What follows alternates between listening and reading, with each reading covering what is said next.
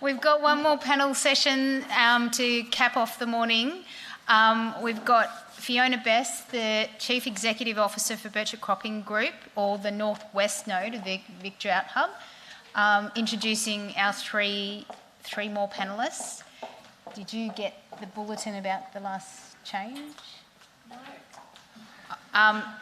Well, Anika Keaton, who is... Oh, you did get that one. Okay, great. So I'll leave it to Fiona to introduce her panellists. Thank you.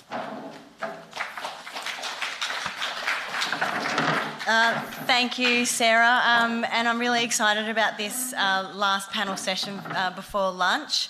As Sarah said, my name's Fiona Best. I'm the CEO of the Birchip Cropping Group, but also have the privilege of being the Regional Director for the Victoria Drought Hub. So the focus of this panel session is really bringing it back to local government. So what are local governments doing to adapt to drought, and what do they need? And I'm perhaps opening it up for a collective think tank. What do they need to be able to do it better? And some of what they need will come from all of the discussions that we've been having here today. I'm very excited that what we've talked about this morning has been really ambitious. It's been highlighted that what we talk about must be backed by science, and I think it's being underpinned by some really sharp minds, which is what's exciting for me. So the panel, we're taking a different approach right now. I'll get all of my panellists to come up and we'll go straight into a Q&A. So if I can invite Dr. Jennifer Alden from the greater city of Bendigo, and so she's a councillor for Lockwood and currently is Deputy Mayor. She's a Doctorate of Public Health with a special interest in agenda setting and social change, particularly relating to climate change and food policy. Recently she has been appointed Adjunct Senior Fellow at the La Trobe University, and previously CEO of urban agriculture not-for-profit Cultivating Community. She has undertaken consultancies for local government in the past, and her work on council has had a focus on supporting health, environmental and social outcomes. And as chair of the Central Victorian Greenhouse Alliance, the city's Greater Bendigo Environmental Partnership and the Public Space Advisory Committee, she's very well placed to be on our panel today. I'd also like to introduce Michelle Wyatt. So Michelle has worked in local government sector for 20 years in planning and environmental roles. She's currently the Manager of Climate Change and Environment at the City of Greater Bendigo. In her previous role at Macedon Shire Council, she was instrumental in setting up the Healthy Landscapes program, which involved building the capacity of livestock farmers to implement practices that enhanced soil and ecosystem health and build resilience to the changing climate. I'll hope to talk to Michelle about that. I'd also like to introduce Dona Cayetana. Dona is an equity professional having many years' experience working across NGOs and the university sector. And over the last 4 years, Dona has led the development of the Loddon Mallee Regional Climate Change Adaptation Strategy as part of the Victorian Government's Supporting Our Regions to Adapt program. She's passionate about social justice, and through that, Dona has been able to utilise her past experience working with people seeking asylum and students from regional, rural and low socioeconomic communities to inform equitable, place-based and transformational approaches to climate adaptation.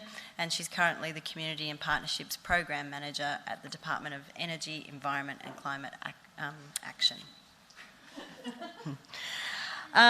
We've got Professor Lauren Rickards. So Professor Lauren Rickards is a director of the newly established Climate Change Adaptation Lab at La Trobe University, Melbourne. A human geographer by training, she was a lead author with the Intergovernmental Panel on Climate Change, the 6th Amendment Assessment Report on Impacts, Adaptation and Vulnerability. And Lauren's research examines the complex, cascading nature of climate change implications for social, ecological and infrastructural systems, including the far-reaching effects of drought. And Lauren previously worked for RM Consulting Group, where she led a large study with the Birchip Cropping Group on rural communities' experiences of the millennial drought, and the University of Melbourne and RMIT University. And we have Have I introduced everyone? Yes, good.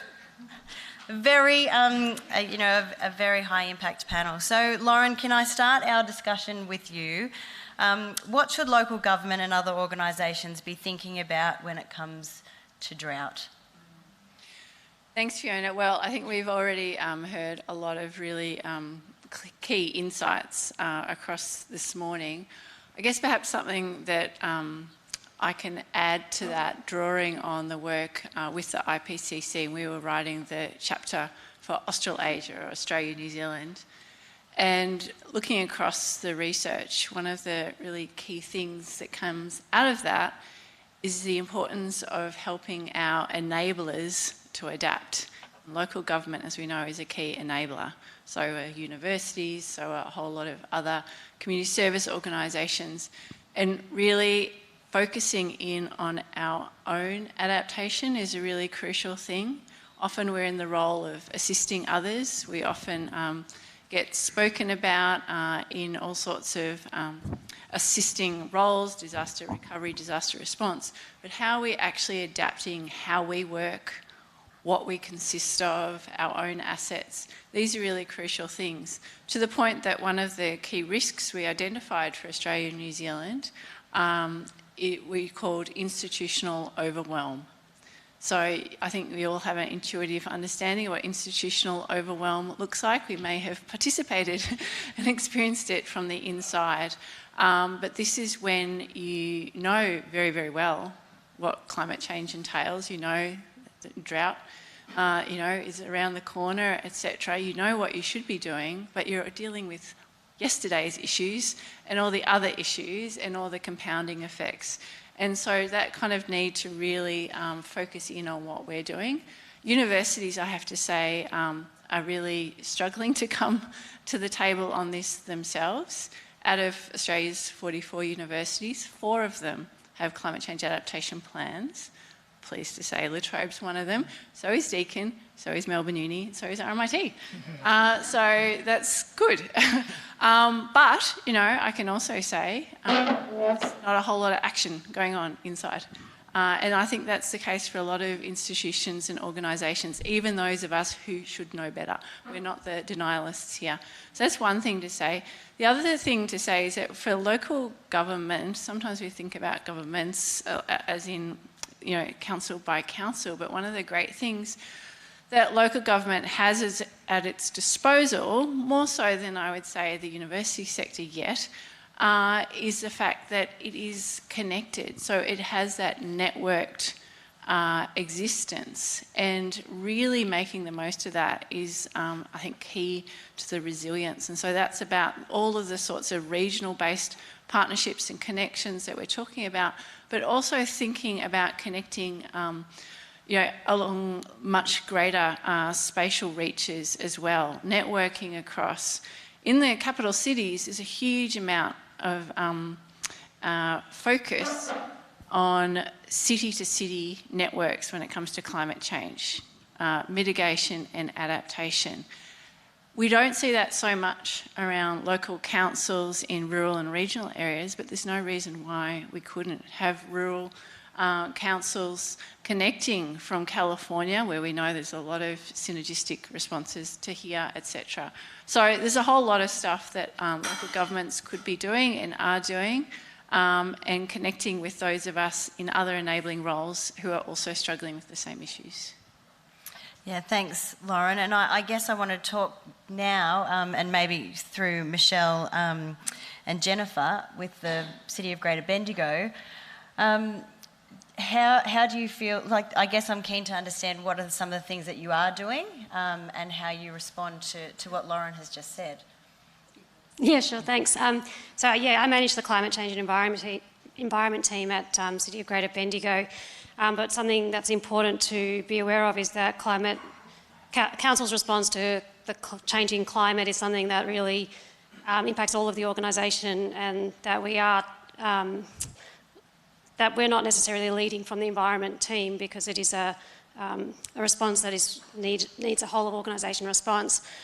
Having said that, some of the things that we are doing, and I can talk in detail about any of these. One of them is working with our farming community to help them to be more adaptive, and I can talk a little bit about that more. That was a collaborative project that we started when I was at Macedon, but it involved Hepburnshire and Bendigo City as well.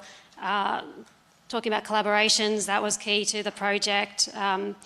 It wasn't able to be sustained as a Macedon-only project after initial funding from the Future Drought Fund.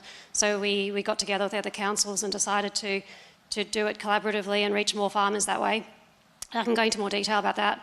The other things that we are doing is we just did a climate risk assessment for our own organisation, which looked at our own operations and what we need to do between now and 2030 and between now and 2050 to respond to the scenarios that we modelled, knowing that we're doing a good job now, but how's that going to need to change when we're having more extreme weather, more disasters, drier conditions, hotter weather? Like, are our current processes and practices fit for purpose for a 2030 that's going to look very different, or a 2050 that's going to look even more different?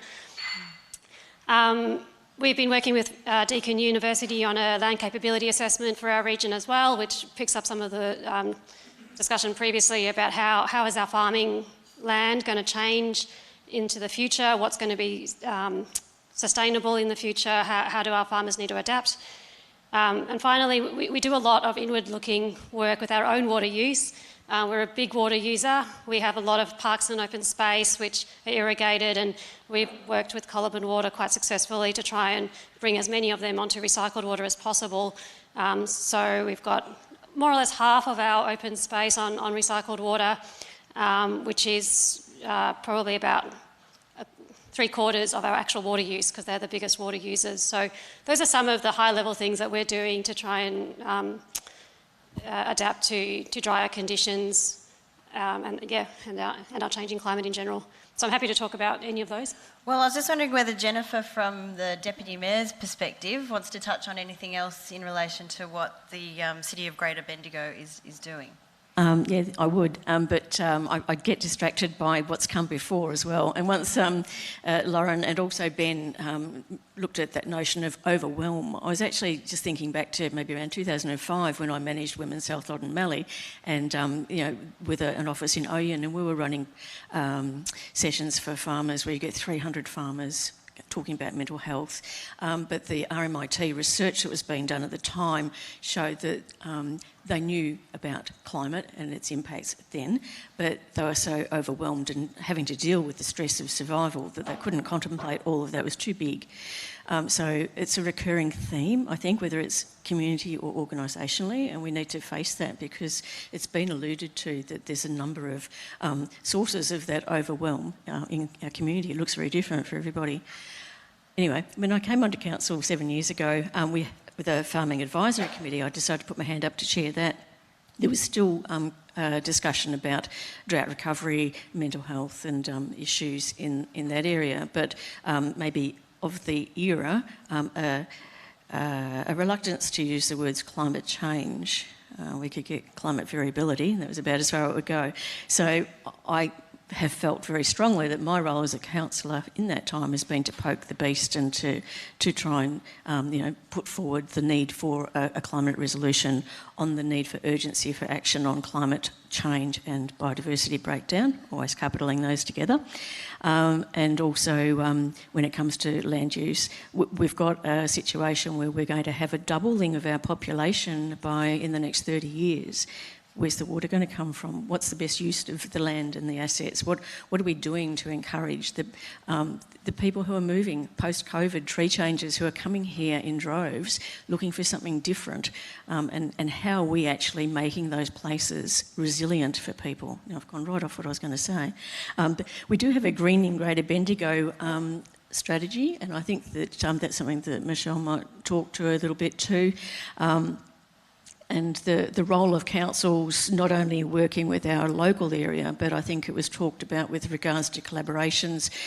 We're part of the Central Victorian Greenhouse Alliance, so that's 13 councils, and there are greenhouse alliances around most of the state.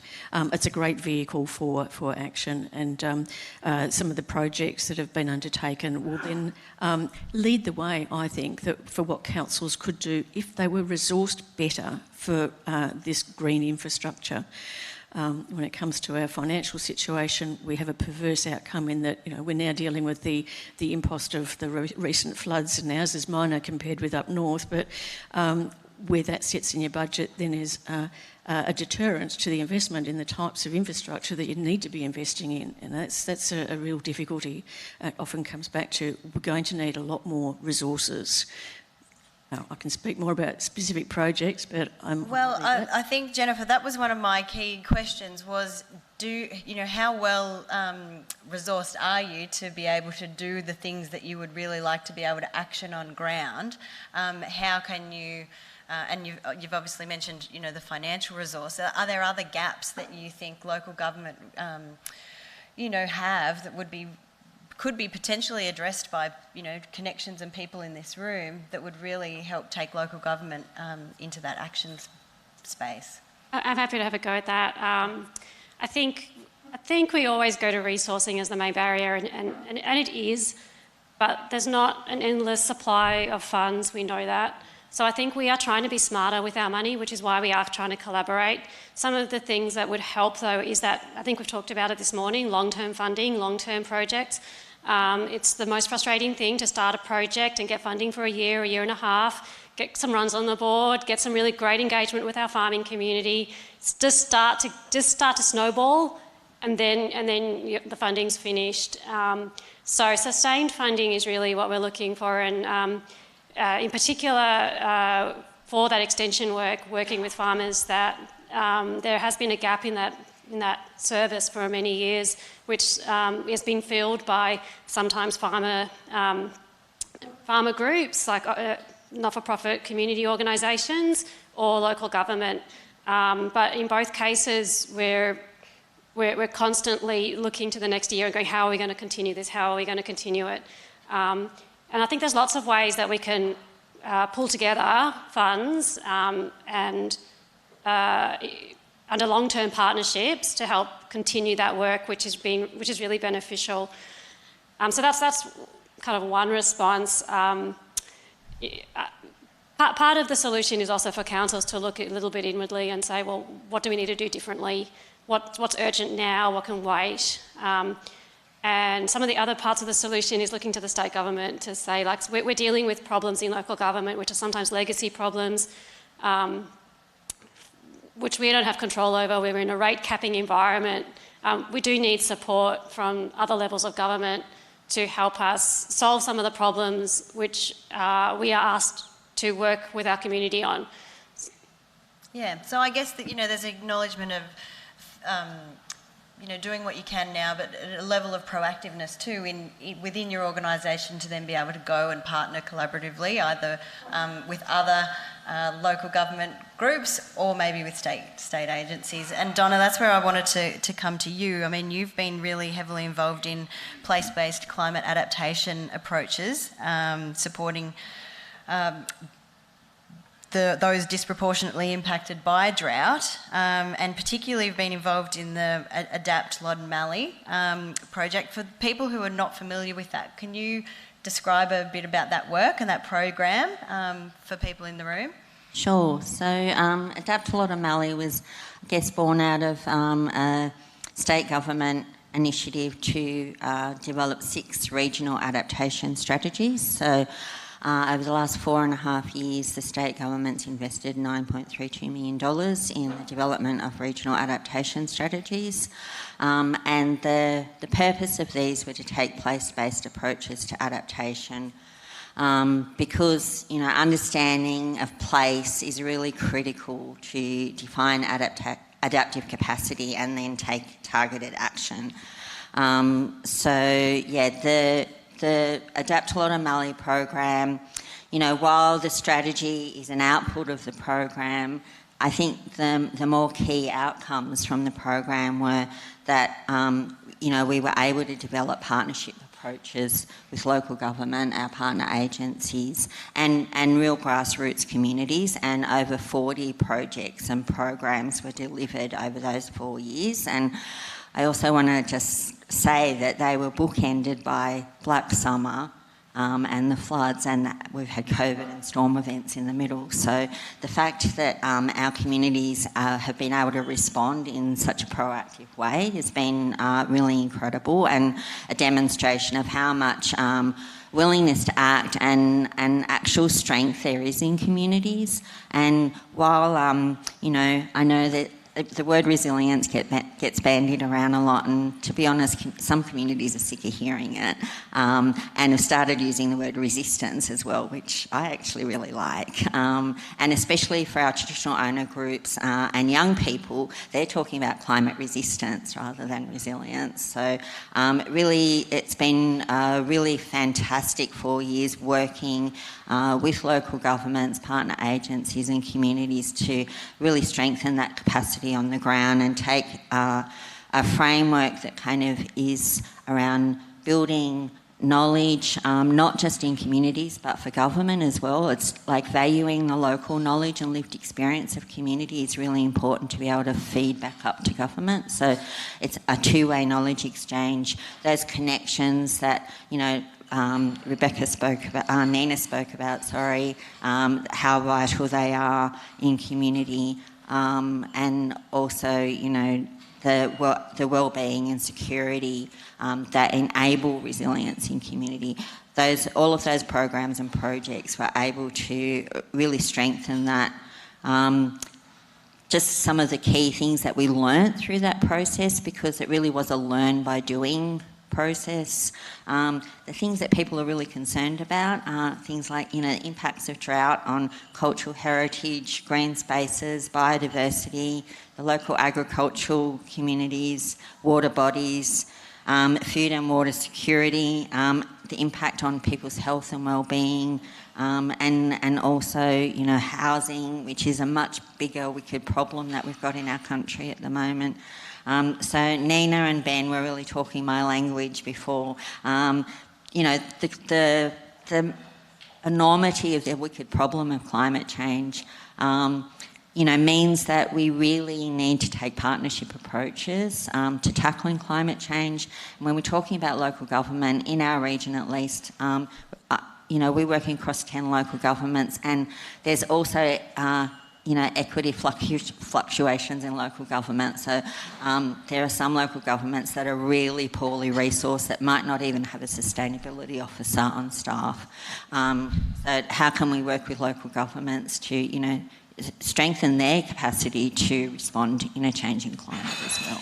Yeah, without a doubt, and I think just something that you said then about the inequity even across our local governments in relation to accessing, you know, resources and staff and capability, that I certainly know the local government area that I'm from, you know, not well resourced in this area through, you know, for a number of reasons, and so the opportunity to work collaboratively with other local government areas that do have access to either staff or expertise or capability would be, I think, a big benefit. I guess I'm going to rely on Kirsten to be like flagging me down with time, otherwise we're just going to keep on going. So Dona, just before we move on, were there a couple of key highlight, you know, real wins from that work that you did in the Loddon region that other local government areas, like other local governments who are sitting here today, could sort of walk away with a few highlights? Well, I think we were talking about connection before and relationships, and I think the key to like actually enabling local action is like building that trust and relationships. And I might maybe use as an example our work with our local mobs. So the Loddon Mallee region is very fortunate to have the largest representation of Aboriginal people in Victoria, and we've got 16 local mobs and a couple of formally recognised traditional owner groups such as Jara and First People of Mallee. But often as government we're told to kind of engage with traditional owners, and it can be quite tokenistic and tick boxy because government timelines don't actually match up with cultural timelines. Things take time, you need to build trust. So a really great outcome of the 4 years of this program is just really happened in the last 12 months, where we've been able to develop those trusting relationships enough with our local traditional owners so that Jara, for example, we were able to fund through our program to develop their own climate action strategy. So that was to pay for a staff member to sit in the organisation and develop their own climate action strategy.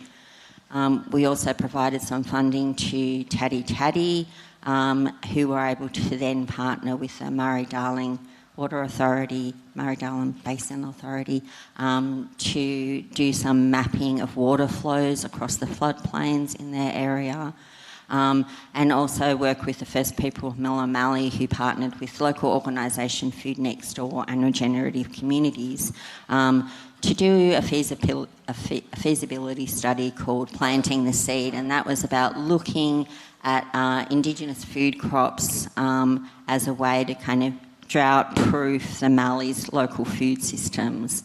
So I think they're good examples of things like long-term connection and relationship building.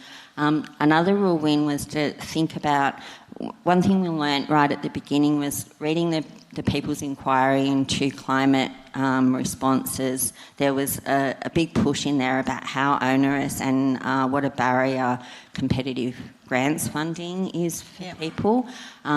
So to actually be able to provide targeted seed funding and funding to projects and programs that was on a non-competitive basis was actually really important to enable action where it was needed most. And, if we think about the groups that are disproportionately impacted in their community, often they don't have the experience or time, even if they have the experience, to, invest in grant applications. Often there's hours, weeks even of time put into a grant application, and also the reporting on grant projects, make it easy, tell a story. That's what people want. They want the story of what happened. That inspires further action. Yeah, and I'd love to explore further, and we're not going to have time to do it today, but just how local governments and state government strategies, share ideas. Is there a platform where these ideas are shared? Because, I guess that we've talked about collaboration and being resource poor. So if there was some mechanism or some way, and maybe it's going to be born out of a forum like today, that we could share those ideas more readily, that'd be wonderful. I'm conscious that we are running out of time. We haven't asked, if people have got questions, maybe stick your hand up. But I'd like to just go back to Lauren in terms of how does the climate change context alter, maybe at the local government level, what we need to do to approach drought? Big one, just to finish with a small, idea. So, I think we heard from Richard a really good kind of insight into climatically what climate change is doing to that drought context, to really kind of seeing it against the backdrop of those shifting trends in precipitation. But more broadly, what we're talking about is the need to walk and chew gum at the same time. We're going to need to be dealing and thinking about a whole range of different climatic-related stresses at the one time. My work particularly focuses on the crucial impacts of what's often considered second order or flow-on effects, but they're the ones that sometimes are actually more consequential.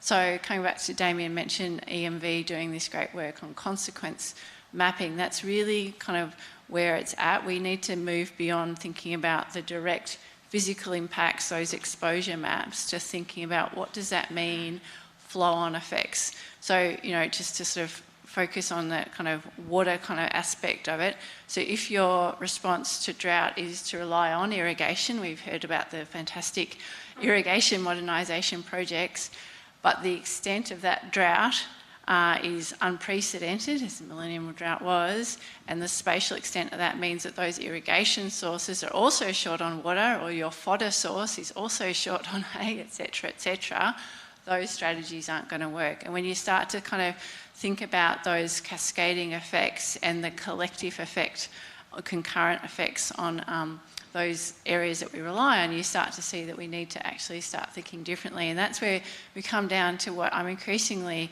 thinking is kind of at the crux of all of this, which is thinking really about collective adaptation and collective well-being. None of us are going to solve this by thinking, right, what do I need, etc.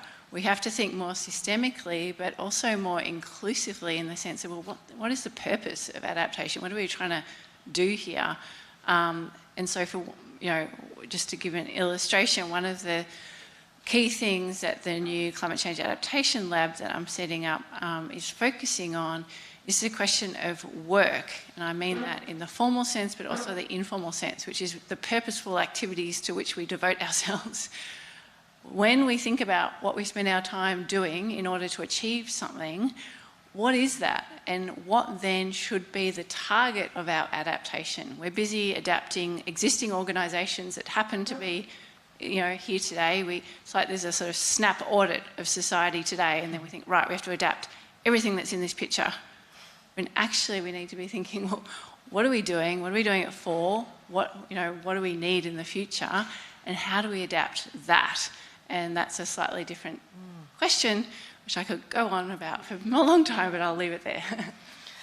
Yeah, thanks, Lauren. And maybe that's definitely something for us to think about, because yes, while we're all feeling very energised in the room here today about the snap audit that we're all doing on and critiquing ourselves, it's obviously it's bigger than that, and is going to take some thinking. Although it probably we shouldn't then just get stuck in not doing anything. We've still got to, as you say, chew gum and walk at the same time. So I think it is good to be conscious of all of those elements.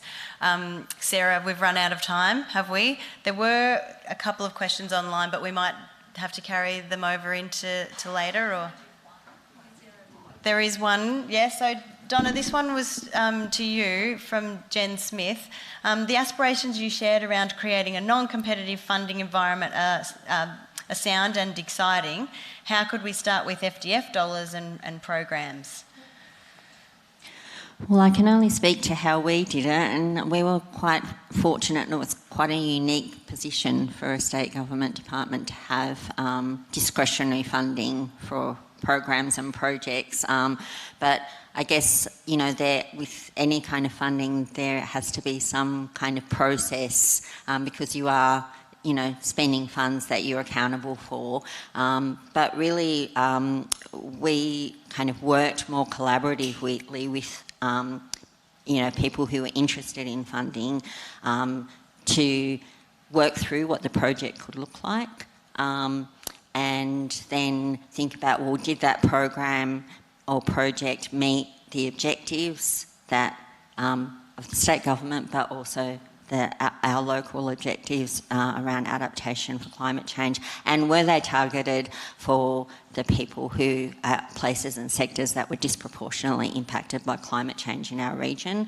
So setting up a framework where if something complies to it and it's feasible, then it gets approved. I think it's actually not rocket science, and there's a bit of work being done in the funding space around the purpose of philanthropy and climate change funding too, and how onerous reporting requirements can be, when really we just want people to be delivering great work. You don't want them caught up in days and weeks of onerous reporting. So yeah, it can be done. It's actually easy. You just need to have the drive to do it and the right authorising environment to be able to get that done. Yeah.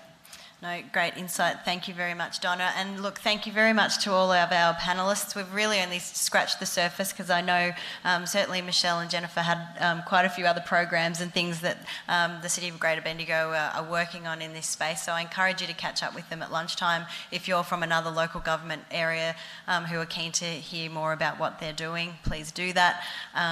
But look, a lot to think about. I am feeling energised about all the sharp minds in the room and where the closed think tank is going to head after lunch is exciting. So thank you very, very much to Lauren, Michelle, Jennifer and Donna for your participation. Thank you.